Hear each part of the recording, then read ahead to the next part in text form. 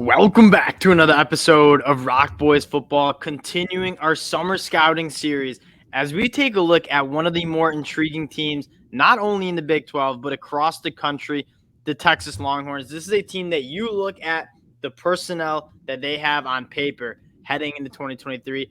This could be a very special season for Texas. Now, obviously, it needs to come together, but this is a team that you can't say this about many other teams in college football. But if it all comes together and they fire on all cylinders with the amount of talent they have on both sides of the football, this could be a team that competes for a national title.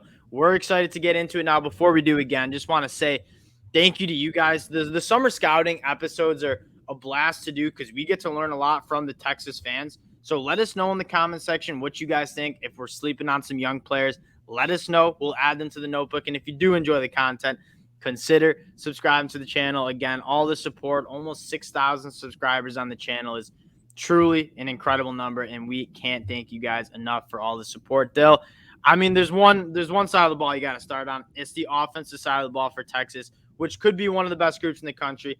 Let's hear your early takes on this Texas Longhorns offense. This is a monster year for Quinn Ewers. It's like it came back to Texas, kind of the coming home thing, and he's got all the talent in the world around him. He's just got to play really consistent football. And too much of the time last year, missing throws he definitely shouldn't miss. He's too talented to miss.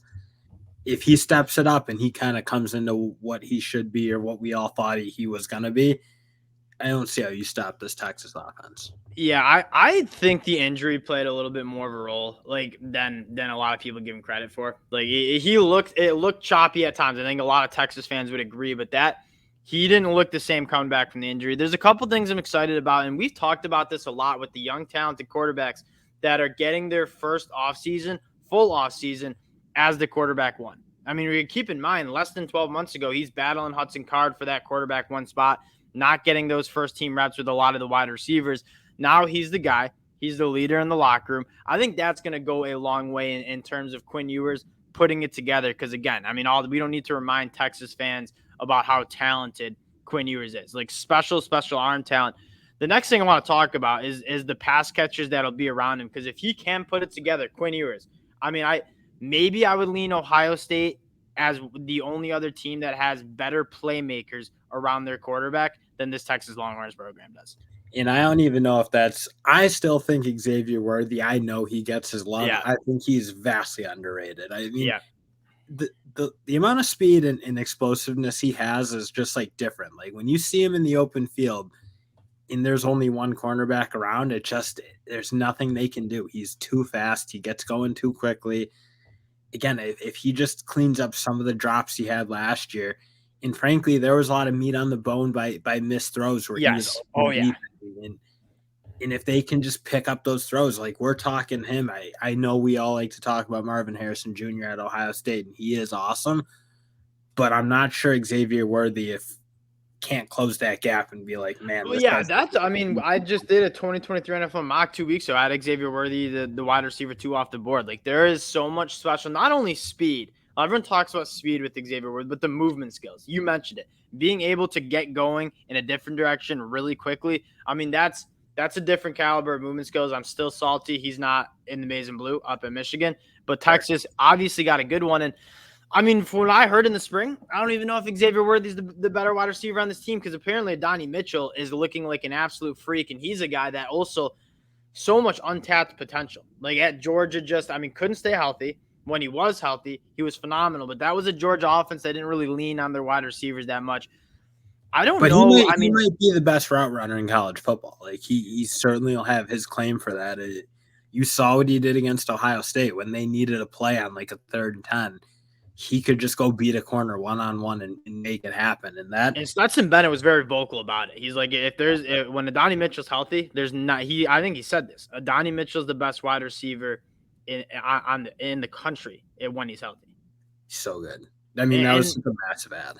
And then you look at just the rest of this group. I mean, it's like you're looking at, barring maybe Marvin Harrison and Emeka Buka, probably the best wide receiver duo in the country. And then you had Jordan Whittington, redshirt senior, who I think is still a guy that even Sark said in 2021 was the best wide receiver on the team before he got hurt.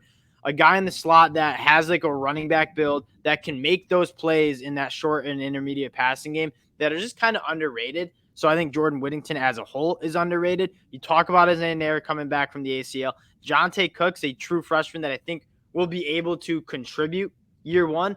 And then Dill, Jatavion Sanders, outside of Brock Bowers, probably the best tight end in the country as well. The pass catching group around Quinn Ewers is going to be absolutely disgusting. And Sanders was he was always Ewers' guy, it felt like. He was. Those two had the most rhythm. Like, they really didn't miss that often. It's like when he needed a play to be made, where tight ends should be thriving and shining. That's what Sanders does. I also think he's got a little bit more top end athleticism than like your traditional tight end, if you will. Sure so he just, I don't know. To me, it felt like that was Ewers' guy, and have him around. And I don't know, when you're opposing defenses, like, I don't even know how you're going to deal with this offense. Like, with like the size, like with A.D. Mitchell, Sanders, and then the speed with like Xavier Worthy, Jonte Cook. It's just, I mean, this offense has so much to throw at opposing defenses. If Quinn Ewers just hits these throws, I don't see how defenses can really stop this offense. And then you go to the backfield. That's like where you're projected to have the biggest drop-off, right? Bijan Robinson, one of the better running backs we've seen in college football in the last decade. Roshan Johnson was a guy that kept hammering the table, was like also a top 10 running back. They had 2 top 10 running backs in the country last year in their backfield. Okay, I think a lot of national media members will say, oh, that's going to be a big drop-off. Jonathan Brooks, Jaden Blue.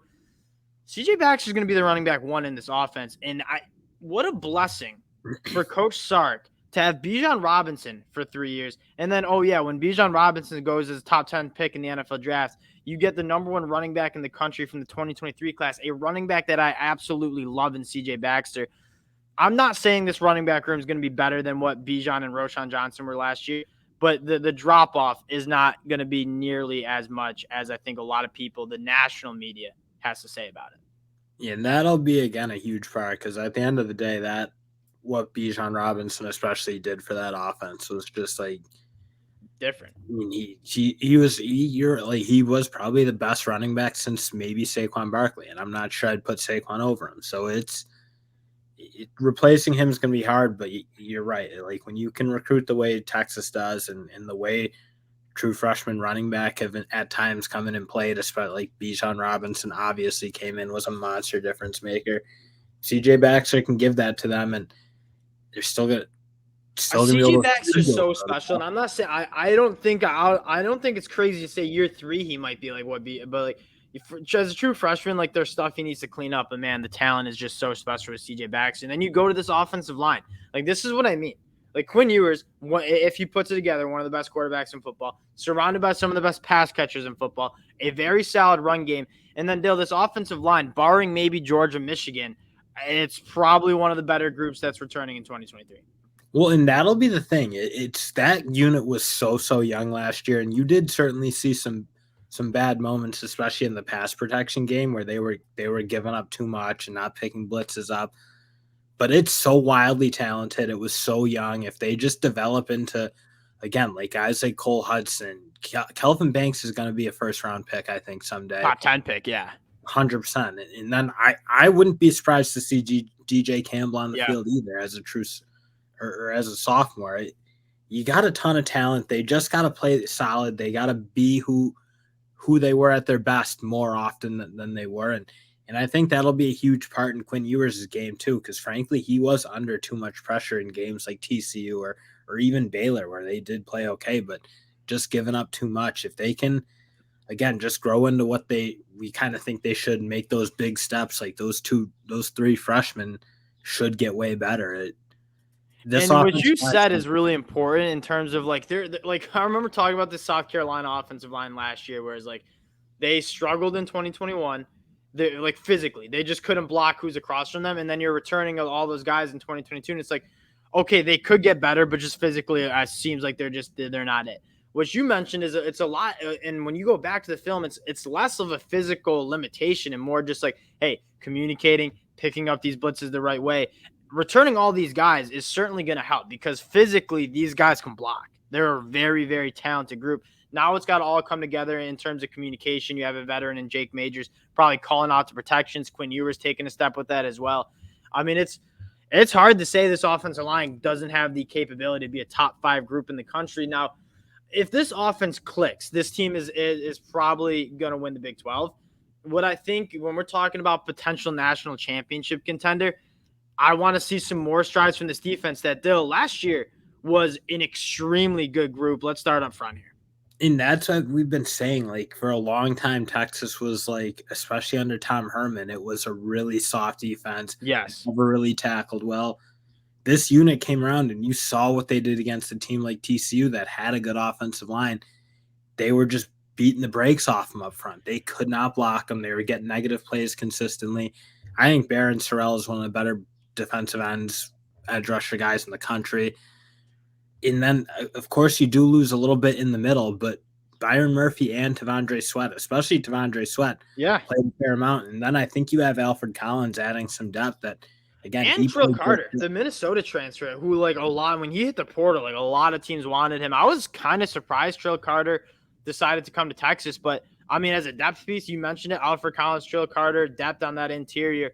You lose Moro Joma, you lose Kendra Coburn. That hurts. But this inside group is really good. And you mentioned it, Barron Sorrell, if you're asking me who's going to be a leader in the sack department for Texas, it's probably going to be Barron Sorrell. Interesting stat. Texas was number 1 in pressure rate in 2022. They finished 78th in sacks. So just converting, I mean, you're getting after the quarterback. We know that. You're creating havoc. Now let's go finish those pass rushes. Let's get some more sacks. Let's get some more negative plays. I mean, it's a really good group up front. And then you look behind this defensive line, potentially just a really exciting group of linebackers. Jalen Ford, we all know what he is, one of the better linebackers in the country. And the true freshman Anthony Hill, like very similar to CJ Baxter at that running back spot. Man, if Anthony Hill is a dude that can be as good as I think he can be, you're looking at a one of the better duos. And I mean, I feel like I'm saying this for so many position groups, but it's one of the better linebacker duos in the country. I mean, to get Jalen Ford back this year, I think was huge. I was stunned to see him not go in the draft. I mean, in a weaker linebacker class, I just assumed he was ineligible. I thought he was a second-year kid. That's why, and I was like, "Well, that doesn't make any sense." That's same with me. I was like, "Why is he? He's the best run. He's the best linebacker in that draft class, probably." He comes back. He's the perfect mentor for a guy like Anthony Hill, who again is going to come in with all the talent in the world. You just got to play good football and you kind of trust it. Like, I don't know. Are we starting to trust Texas more to get the most out of their defensive players a little more than they had? Like, they've always had good players on defense, and it was always really bad units. And last year, though, there was just something different about how they played. They were far more physical. They were really, they didn't make the mistakes they did. I don't know. Maybe the culture change that we've been calling for on the defensive side is finally coming. It certainly looked that way in 2022. And then you look at the secondary. This is a group that struggled to take the football away, which was moderately frustrating because I do think it's a good group. I think they had like 1.2 turnovers per game. Like, this defense and the talent they have up front and then in the secondary as well through the transfer portal, we'll talk about those guys. I think this can be a group that forces a lot of turnovers. Starting at the cornerback spot, really optimistic about some of these guys, right? Terrence Brooks taking that step from a freshman. I think he's going to be awesome.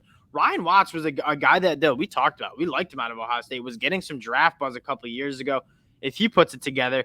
And then Gavin Holmes, like, you hate to see it, but I mean, just poaching. Wake Forest, just best player at the cornerback spot. As a Wake Forest fan, Gavin Holmes is sick. Texas hit with a very, very good cornerback that I wouldn't be surprised if he's Ryan Watts is going to need to battle for that position because Gavin Holmes is a dog.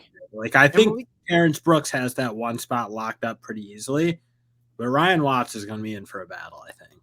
Yeah, and even if it just gets to the point where it's just you're talking about depth at that cornerback spot, and that's something we've been talking about, recently a lot, is it doesn't – I mean, like, yes, you want to have a good starting 11, but the teams that you see winning national championships have a good start, like starting 2 deep and 3 deep. And Texas is starting to build that depth on the defensive side of the ball. Jahad Barron's also a guy that I love at that nickelback, that star role that he just flies around the field and makes plays. Then at the safety spot, man, Jalen Catalon, a really underrated pickup in the transfer portal. A dude that, again, was a guy that was getting NFL draft type a couple years ago, struggled to stay on the field with injury. If he can stay healthy, I mean, he was one of the better safeties in the SEC last couple of years for Arkansas. If he can kind of get back to form, this secondary is looking And very, very strong. You saw how much Arkansas missed him. It's like their secondary like the worst secondary I've ever seen in college football, and a lot of that I think had to do with injuries to a guy like Jalen Catalon and a guy who's just like really solid both ways. I think he can come down and play in the box really effectively. I think he's a solid free safety, but just a playmaker on defense, which again is like kind of the role of what Texas is becoming. Like they have guys who make a lot of plays, and that's part of what the ethos is and how they've changed since years ago when they were very much the bend but don't break. We're just going to try to kick field goals. And last year, that was a totally different style of ball I thought they were playing, and Catalon fits that role more. Jalen Catalon for like what the attitude and the culture change that you've been talking about on the defense side of the ball. I don't know if there's a better guy in the country to kind of come in and continue that than Jalen Catalon. All right, taking a look at the schedule here.